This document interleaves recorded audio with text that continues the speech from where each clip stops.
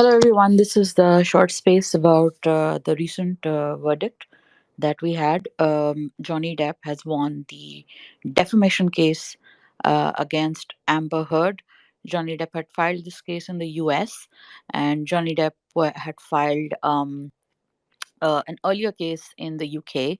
And this case was, he lost this case in the UK, but then he won this case yesterday in USA.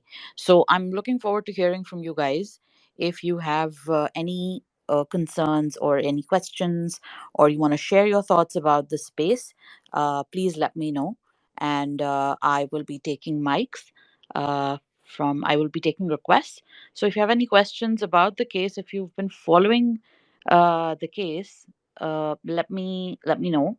I'm going to start taking questions. So I have one request. So I'm going to give the mic to that person. Uh, okay, G. Yes, Qasim, could you kindly keep it in English if possible? And do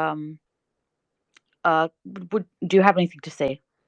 Yeah, I just want all I wanted to say was the way the mainstream legacy media outlets are portraying the case with Amber is that they're simply focusing on the fact that this is a setback for the Me Too movement and it's very unjust. I think it's very unbalanced the way the legacy media outlets like the New York Times, Variety magazine, Vulture, Time magazine, and other outlets are talking about the case. The reason they're doing this is because it doesn't fit into their ideological the prism from which they view the entire world as being a battle between oppressed people and oppressors. I mean, it's just that um, it's completely unbalanced. And the fact of the matter is that there are plenty of cases where women are genuinely abused, but the focus shouldn't be on the Me Too movement. The focus should just be on the fact that in this particular case, Amber Heard exaggerated the shit out of her side. She exaggerated so badly. I'm sure Johnny Depp probably retaliated, but I just don't feel that um, the complete exaggeration that she made on what he did was credible to the jurors. It just wasn't credible. However, that doesn't mean that women are not abused. Of course they are, and that doesn't mean that that was my take from it. But they refuse to basically uh, ignore the wider context, and because the wider context of all Me Too cases doesn't really speak to this case. It's got nothing to do with this particular case. They try to link it in by saying that, okay, so, men always win. Johnny Depp won because he has lots of power, lots of influence, lots of sway, and that's why he won, which isn't true at all. So that was my take on it. And my other take is that there are a lot of men who just genuinely do hate women, and so, because they're actually gloating, they're actually indulging in Schadenfreude. They're so happy that Amber Heard lost. For me, it's like I'm just happy that the liar lost in the case, not that she's a woman. So that's the problem, and because lots of like weird right wing misogynists hate Amber Heard, the legacy media outlets can't take their side. So it's just it, the case isn't being viewed as an individual case. It's just being looked at as a case within a broader context of the Me Too movement. That's such a great point, and those are the exact kind of points that I wish that more people would understand. There's so much nuance to this case. For example, the kind of like you mentioned two, three really great points. I'm going to start with the mainstream media bit because I feel like mainstream media is so responsible for doing the kind of hit pieces on Johnny because, like you said, they had an agenda. You know, ACLU is a massive organization with great ties to the media. So when you have these organizations and you have these allegations and the barrages of allegations coming in, and then you've got people already right in the middle of the Me Too movement or cancel culture, so to speak. It was the job of mainstream media to stand up for the truth, because they had immense power. And unfortunately, the mainstream media failed miserably. And it is so shocking to see respected news organizations like Independent, and Independent has still been, I think, a bit better, but places like the New York Times or the Guardian, they have been so incredibly biased, and they have been so incredibly sort of completely trying to minimize the kind of evidence that Johnny Depp had. Yeah, I'll just come back to you, Kasim, and I also have another request. So I'll come back. I'll come to you, and then I'll go to Gia Kazi. So Gia, I'm giving you the mic, but please mute it. I'm just about to finish my point. So I think that that's a great point, that because there are so many right wing crazy people, and they're like sending out and out abuses to Amber Heard, and obviously that's not right, and they are using their misogyny as a tool, but that doesn't mean that you can allow an innocent man's life to be hanged. And that's what I said in an earlier tweet as well, that um, you cannot allow a movement to not have this level of accountability. Otherwise, it's just a cult. You're like, you're like at a pagan altar, just putting up people who are innocent to serve a larger cause. And that is not what leftists and activists should be doing. So yeah, Kasim, I'm going to go to you, and then I'm going to go to Gia. Yeah, Kasim, go ahead. You mentioned leftists and activists, and you mentioned the New York. I think you mentioned the Independent, and you mentioned the New York Times. Yeah. Now the problem, and you mentioned the problem with ideologues. The problem is that Amber Heard represents a very specific kind of person in the political ideological spectrum, and that is the sort of centre left neoliberal WASP type. Now, WASPs are what are considered white Anglo-Saxon Protestants. And no, I'm not trying to be insulting. Like I'm genuinely not trying to be insulting. The WASPs, WASP is a term used for white Anglo-Saxon Protestants that are, in places like Manhattan with like Ivanka Trump and her friends, and just the sort of like the elite neoliberal mob of the Hillary Clinton type leftists. That's the kind of political spectrum she represents. And because those media outlets are completely ensconced in that particular left wing ideology, not the leftist one, because the leftists are completely against that kind of movement.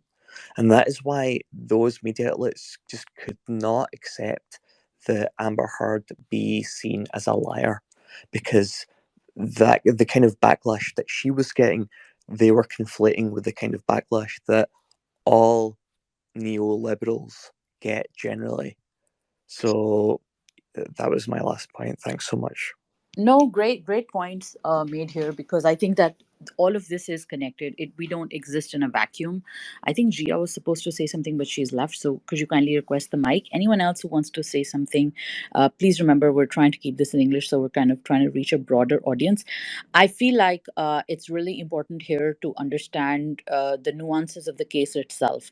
Like, a lot of people have, kind of said that, hey, he sent these abusive texts, so clearly he is abusive. I think that that's like a show of bias, because he, like you said, reacted to a lot of abuse. Harun, could you mute your mic? I'll just come to you. Yeah, thank you. So, a lot of messages and statements that he was making were reactive, and it is the other side of the spectrum which is saying that no, the kind of statements that Amber was making was reactive. But the truth is, and that is what the evidence suggests, that all the times that Johnny was seen in public during their relationship, he was the one who was bruised, he was the one who was injured, and Amber was completely almost blemish free.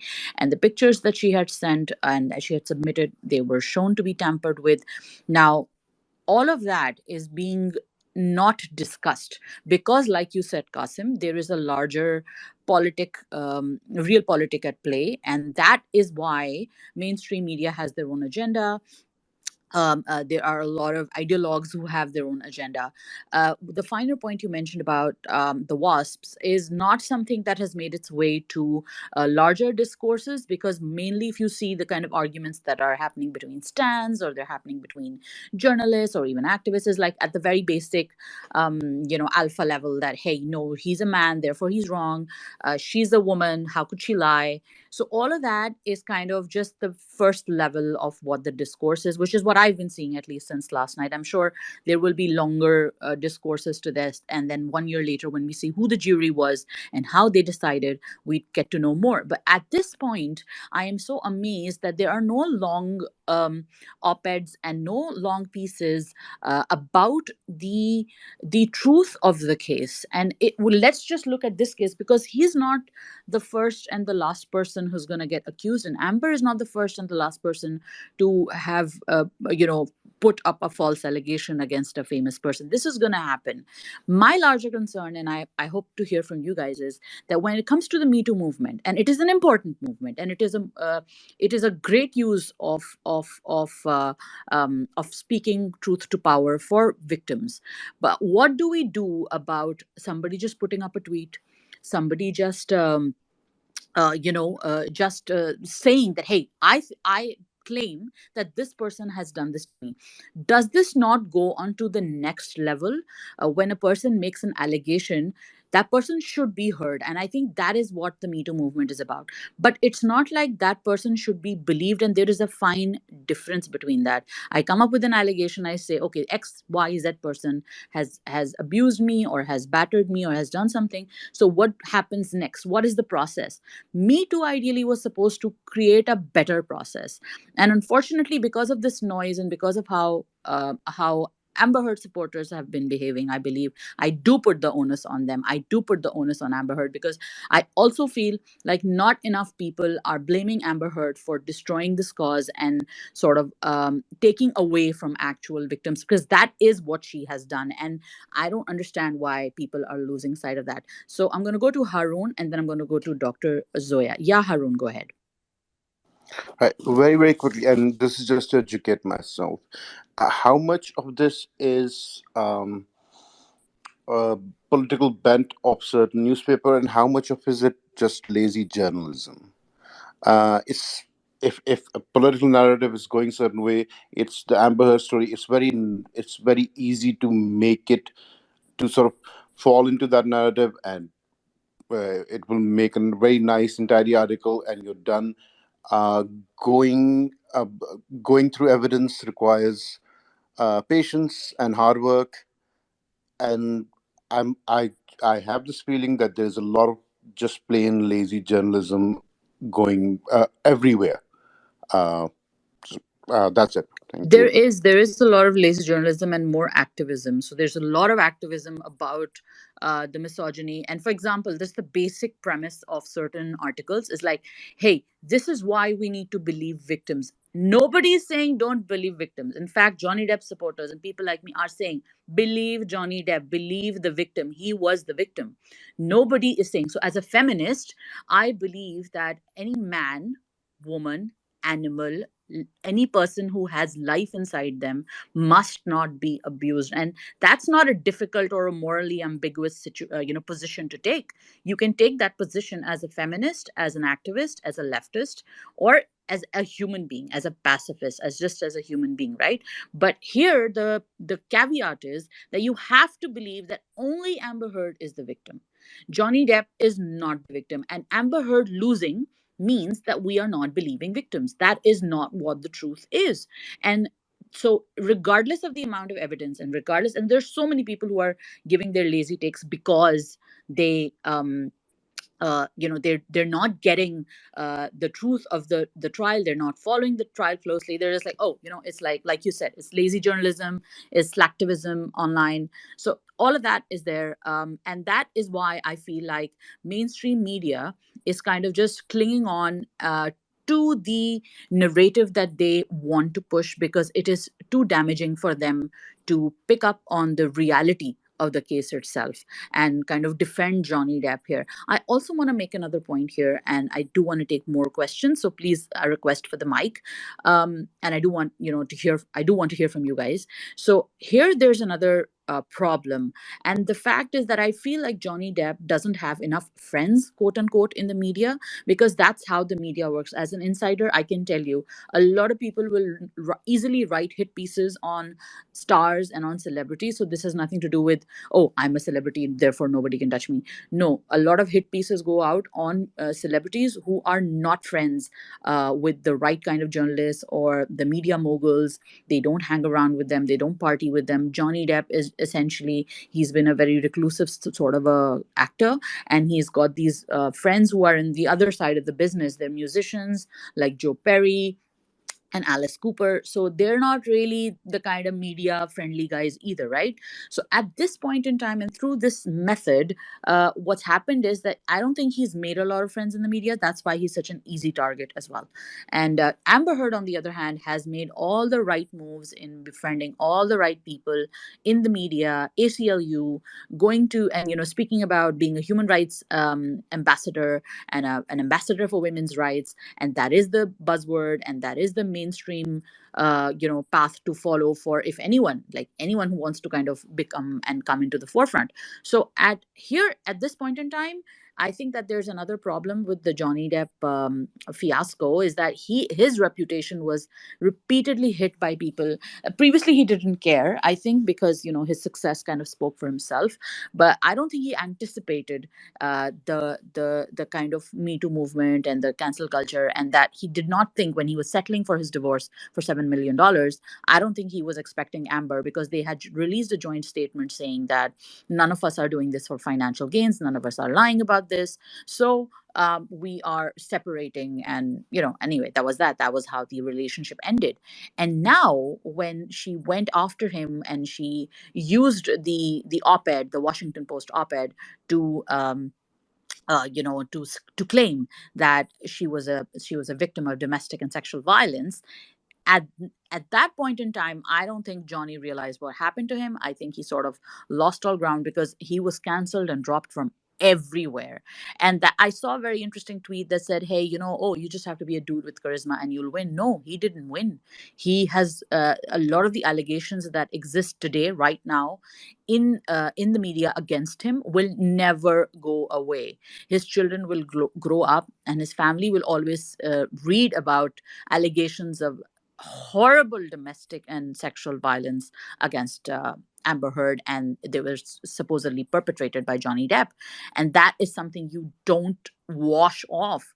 So the kind of damages that she's been awarded, I think they're still very low. I think she should have at least uh, you know, been given Johnny Depp $100 million. Not that she has any, but I feel like another point here, like I was, the whole point I was trying to make was that having friends in the media, unfortunately, is a reality for celebrities and these kind of stars. And when they don't do that, they kind of become vulnerable targets for everyone else. So anyone else who wants to say something? Kasim or Harun, do you have anything else to add? I wanted to say that I think Harun made the point about lazy journalism, but I mean the contextualized clips that are available on YouTube have millions of views. So like they're extremely accessible to the common person. Anyone can literally watch clips where Camille Vasquez gets to the heart of Amber Heard's completely contradictory statements and contradictions. So it's like her lies are very accessible, and that might have even played the part of those 6 shooters. Whereas in the UK trial, it was all very hush hush. I didn't even know that what the in and out was of that UK trial, and it was the judge that presided over the ultimate judgment. And then that judge also believed that Amber Heard had genuinely donated 7 million. So if he could believe anything that she's willing to say, like I've donated the 7 million that I got from my divorce, and I've donated that to I don't know the ACL wherever she donated it. That judge just found her to be very credible. However, I understand that jurors are not allowed to have recourse to outside information. It's whatever's presented at the trial. But again, they got to go home, and who's to say that they didn't pick up their phones and look at certain clips again, and look at the overwhelming evidence and opinion against Amber. So, I mean, in terms of lazy journalism, you don't. There was no journalistic effort required. I mean, there to actually determine whether she was lying or not. That all that work was done for you by the lawyers, but her own attorneys couldn't do anything about some of the stuff. For example, there's a part in the trial where where Camille asks her about, you didn't take a photo of this and you didn't take a photo of that, and she says, "Oh well, I did, but my attorneys never presented that to the court. Blame my attorneys." She just looked at her attorneys, blame my lawyers. And it's like, obviously they couldn't publish it because you obviously photoshopped the shit out of your photos. So that's why some of the photos couldn't be published, because it would be proven through the metadata that these are not credible photos. So that's why her own lawyer couldn't save her at that particular point. And that's just, I just feel that it was just blatantly obvious that she was lying. And that's why you don't have to have journalistic rigor to get to the bottom of it. It's available to anybody. A teenager could discover this. Harun, you wanna say something? Yeah, I get it. It's very easy to see through this one. But why, if the journalists who were publishing those stories about Mr. Depp, if they knew that this was a lie and it was so easy to catch it, wouldn't why wouldn't they worry that they would have egg on their face? I mean, I don't really have a. I'm not taking a side. I'm Yeah, yeah, we get it. Yeah, yeah. Why finding it would they difficult to not? understand why did this happen. Was it? Yeah, why would they? I mean, one excuse would be, oh, they were just lazy, and to do it on purpose, that is malified intent. But if you have malified intent, then you're going to be caught in an embarrassing situation, and journalists know that you're going to be caught in an embarrassing situation. Still doing it, I don't understand. I don't understand their motive for Well, persisting with this. well, Harun, it challenges their ideological worldview, and for them, even though for us the evidence is blatant, their response is, well, it's her word against his. It's his lawyer's arguments against his. It's his psychologist's argument against her psychologist. It's her, it's that forensic camera photo guy's expert guy's evidence against his. That's all that kept happening throughout the trial, is that they both had experts and witnesses who were just going at each other and saying that the other person is not credible, and that happened throughout it. However, her insincerity bled through. And so your last question, Harun, was, well, if she is blatantly wrong, why wouldn't the journalists feel exposed for supporting someone that's blatantly wrong? Because they're echoing the opinion of all Amber Heard fans right now that we still believe her. We still believe her, and it's just that sort of blind, cult-like um, dedication, you know, to the ideology. That's the important part of all of this. Just to It's dedicate very yourself scary. to a particular worldview. It's very scary, Kasim, that you mentioned that, and I think that that needs to have some kind of reckoning. I think this is a great moment to have that reckoning, and it's not for the men who need to be vindicated. I would still say that yes, women are vulnerable and they're more susceptible to abuse. So therefore, yes, we should be careful. We should be looking at things and as in an as balanced way as possible. But even with that, even with keeping that balance in view, Amber Heard's testimonies and her statements were not adding up. Like you said, it was one expert versus the other. As a psychologist, I'm telling you, Shannon Curry seemed far more believable than Dr. Hughes, who insisted and who was stating it as a matter of fact that Johnny was abusive. Whereas Dr. Curry was keeping her testimony strictly about Amber's personality and the results that she got after assessing her as a person and as the kind of personality traits that she had through the MMPI, which is a valid psychological test. Now, when you look at other, metadata experts and social media experts or talent agents, and one of the guys that she brought was like, I don't know anything about acting, but based on what I've seen on from Johnny Depp's acting, this is who he is. That's bizarre. Why would you bring such people? And please also note that a lot of people who continue to defend Amber Heard, specifically in this case. I'm talking about the case itself within the witnesses that she had brought in this particular case were people who were benefiting. From Amber's lifestyle and from Johnny's lifestyle. So that puts a question on their testimonies itself, right? Like, why would you continue to benefit from someone who is beating the bloody hell out of your sister or your friend or anybody who you're that close to? Why would you still be in that situation, or why would you put your when you have no and she claimed that she was financially independent throughout her relationship uh, with Depp. So you don't need that man, you don't need his lifestyle, you don't need it. If you're this independent, if you're that much of an activist, if you believe in true human rights, if you believe in your own freedom and independence, then you need to walk out. And okay, fine, I'll even give you that you didn't walk out.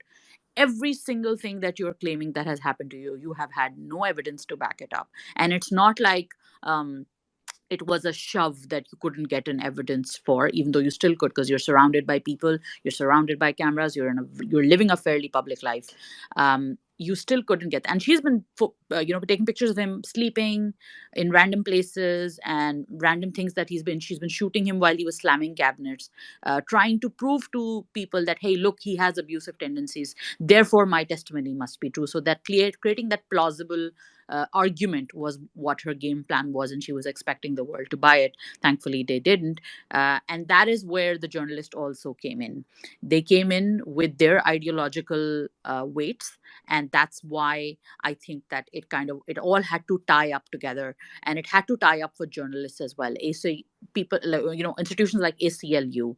Uh, institutions which she claims to have supported, the journalists who have supported her throughout her. Very few journalists took a backseat. Like, I think a prominent Me Too activist, Amanda de Cadenet, was supporting her in the beginning, and then when the audios came out, she took a step back. A lot of people they have taken that step back. They've openly said that, hey, we cannot support this anymore.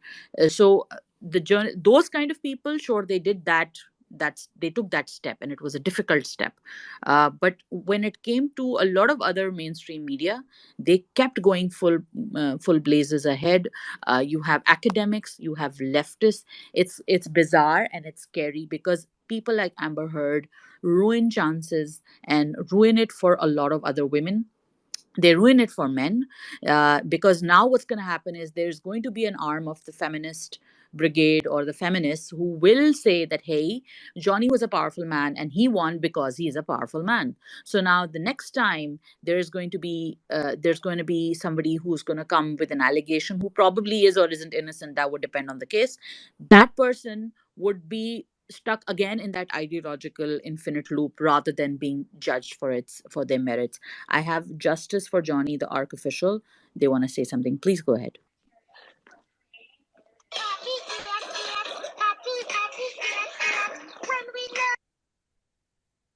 Okay, that was a troll. I am going to remove them from the space. And then I have somebody named Gulzar. I want to see what they want to say. Please keep your context relevant. Please talk about the case itself and not anything else. Please keep the language to English so we can. Okay, that person is gone. Yeah. So going back to anything, if you guys want to add, I'm going to end this space shortly. If anyone else has anything to say, please go ahead and take the mic. One, I joined late, so I don't know if you guys commented on this. One possible good outcome out of this would be the counter to the Fox News and the right wing narrative that was building up. That as a man in public life, if you get just accused, you're finished. So this could be a good counter narrative. No, you're not finished. You get your day in court. Look at Johnny Depp's case.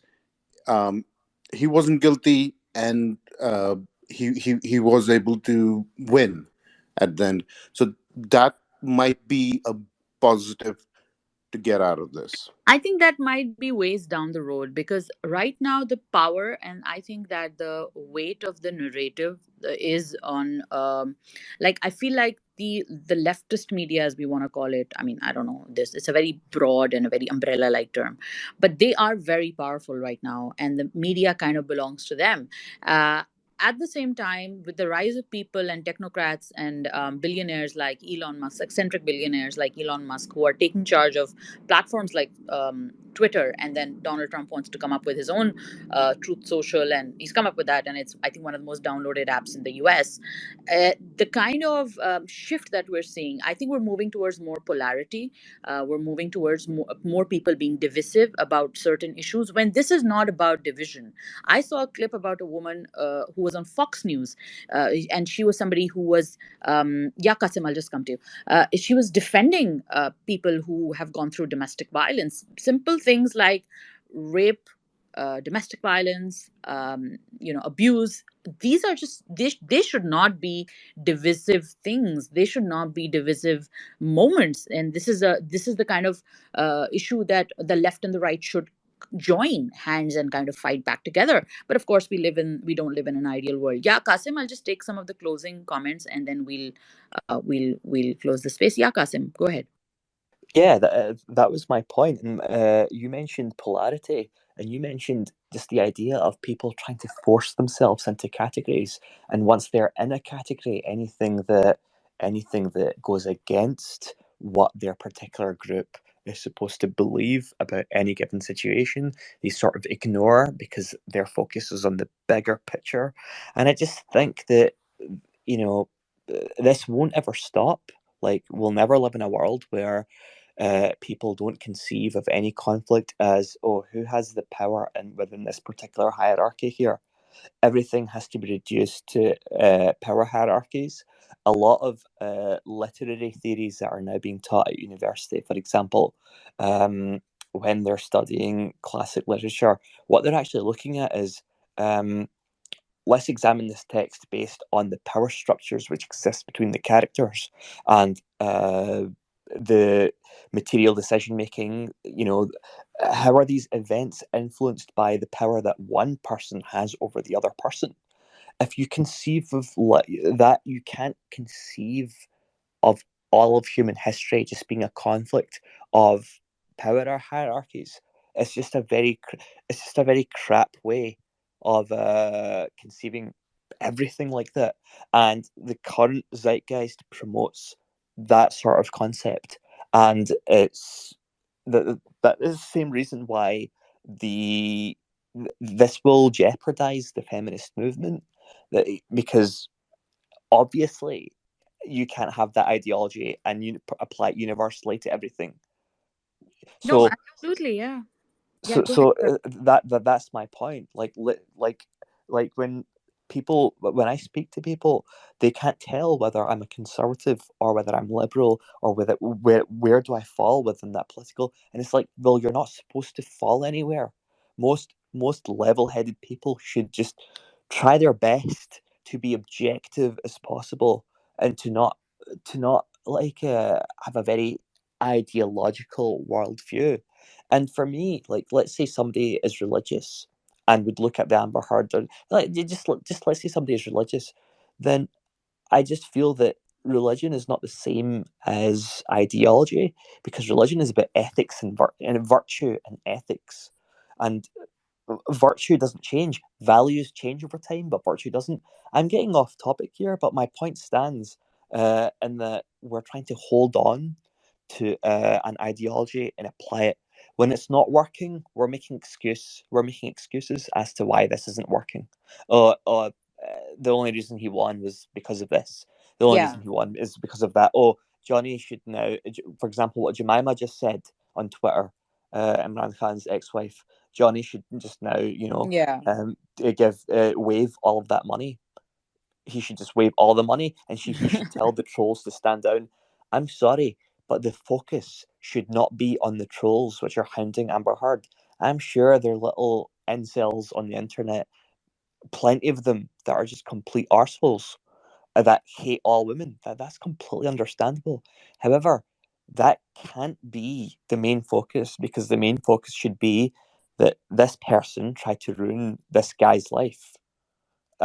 She tried to ruin his life because she didn't have much more relevance after that. She tried to be the face of of sexual domestic abuse, and the jury found her arguments to not be credible, that she was sexually abused, for fuck's sake, by Johnny.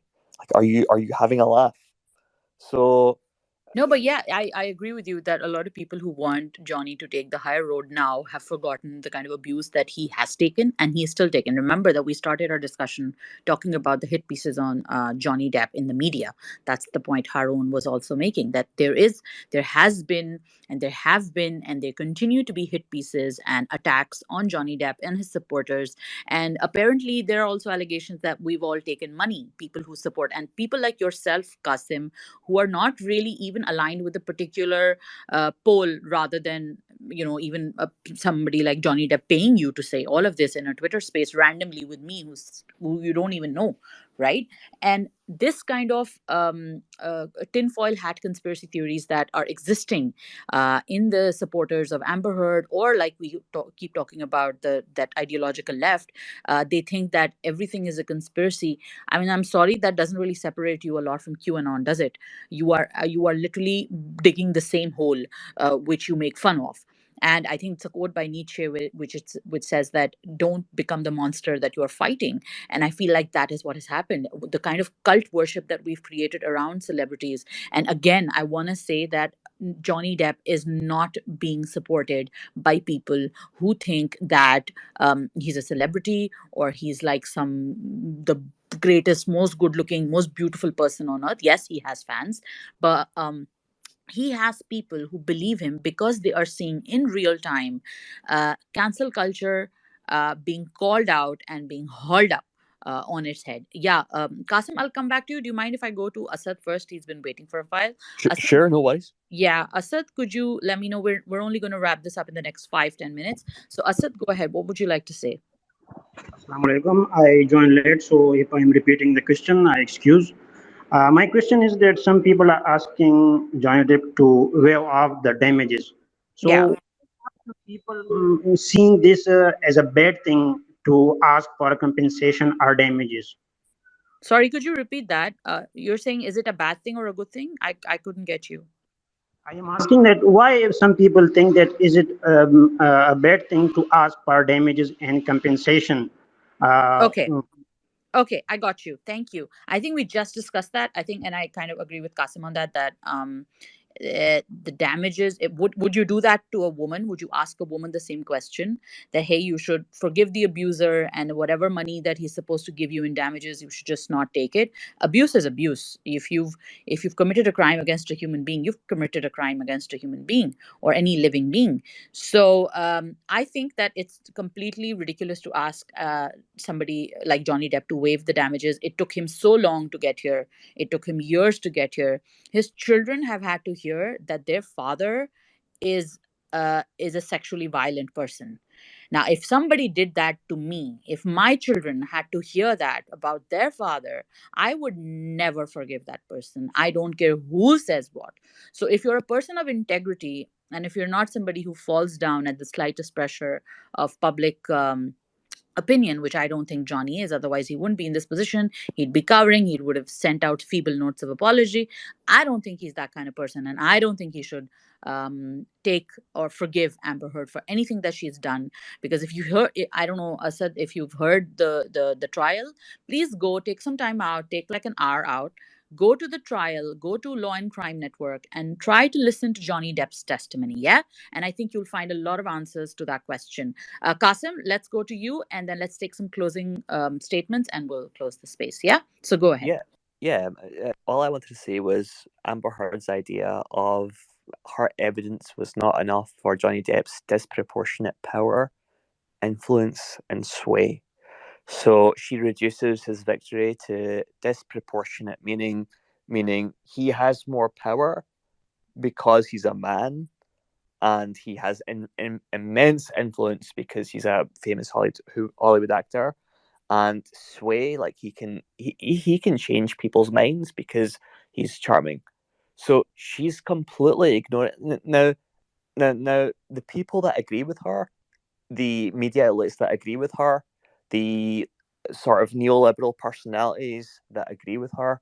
um, a lot of these people control narratives which exist within universities, that exist within political parties, that exist within lots of institutions and places that influence the way a culture particularly thinks of certain issues. So going forward, the only thing I can think of is, yes, abuse of power takes place. How is it that you teach people to distinguish between instances where power has been abused, or where simply because one person involved has more influence and power, let's say, within the greater within within the world? Because remember, she had the influence with the media institutions. However, he has the influence within the greater public. So how do we help people, or have a how do we create the conversation that people need to not view conflicts based on power struggles, but based on their individual merits? I think that that has to do a lot with people being able to think for themselves. There's a lot of groupthink. I'm sure you're aware of how groupthink works, right? And for people who don't know, please Google this groupthink. Groupthink is a phenomenon where a group of people come to a bad decision because all of them are feeding into their own biases, and they're feeding into their own negative, or I mean, I'm not even saying negative or positive, any statement that is possibly not rooted in fact, but because all of them are agreeing with each other, there's a consensus, right? Now, when we talk about power structure, I think you mentioned power structure, and I want to make a small point there. I want to say that, hey, let's remember that this is not a case of Johnny Depp abusing a maid in his trailer, or somebody who had come to him for work in one of his movies. This is his ex-wife. And this is a mainstream actress. This is somebody who was very much in the public eye. She very much, when she, quote unquote, talked about currying favor, she was very much an easy representative to bank on by institutions like ACLU and the Washington Post and even the Sun, etc. So let's not forget that there is a power structure there as well. Yes, Johnny Depp was more popular. He was a bigger star. He probably, yes, had definitely had more money. But at the same time, he wasn't the person who was going up against Johnny wasn't exactly somebody weak and in the outskirt or in the periphery. It was somebody very close to him. Therefore, she was able to incur that kind of damage on him because it is his wife. So you're gonna believe the wife. You're gonna believe the wife when she says he was abusive, he did this, he did that. So that degree of believability only comes because Amber is connected to him in that way, and that does give her an amount of privilege, and that is what her op-ed was about. This is what she accepts to be the truth, that I have seen it happen firsthand, that people like Johnny are protected by institutions. That's what she said. Now, when you look at the larger context of Me Too movement, if you go back to what Tarana Burke said in when she began talking about uh, factory workers in the Bronx getting harassed by bosses, and because these girls, and they were working for like really really minimum wage, they were working for very very low money, and they were also being sexually harassed by these people in power. So the power structure argument doesn't really hold in these kind of celebrity cases, I feel. yes, it is like if it's the kind of case where you have Harvey Weinstein, where the kind of people that he was going after were women who were looking for work, and they had this giant media mogul who was using these women to fill his depravity, and then just kind of go after these women because he could.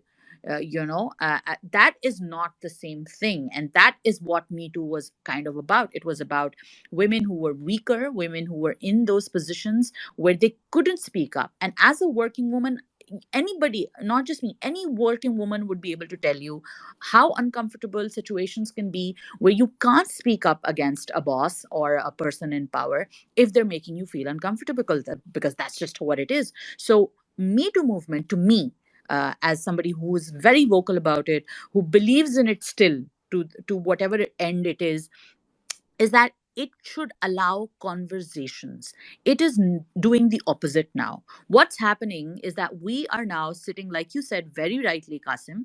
You are sitting on one end of the spectrum, and I'm sitting on the other end of the spectrum. You think Amber Heard lost because she's a woman, and I think Johnny Depp should have won because he's a man. And oh, there you go. And he was powerful, and he was, or not that he was powerful. He was like the and women lie, and women are all trash and whatever. So that kind of divisiveness is not helping Me Too, and it's not helping women in general. And I'm so thankful to you, Kasim. Is there okay? I don't really have any more speakers. I do have some requests, but I want to end this space because I feel like I there's a lot more that I want to talk about. And I do hope, Kasim, that you join us again. Haroon, thank you. Please join again. Is there anything you want to add? I don't want to end the space without hearing if there's anything you want to add to the points. No, we're good. Okay, cool.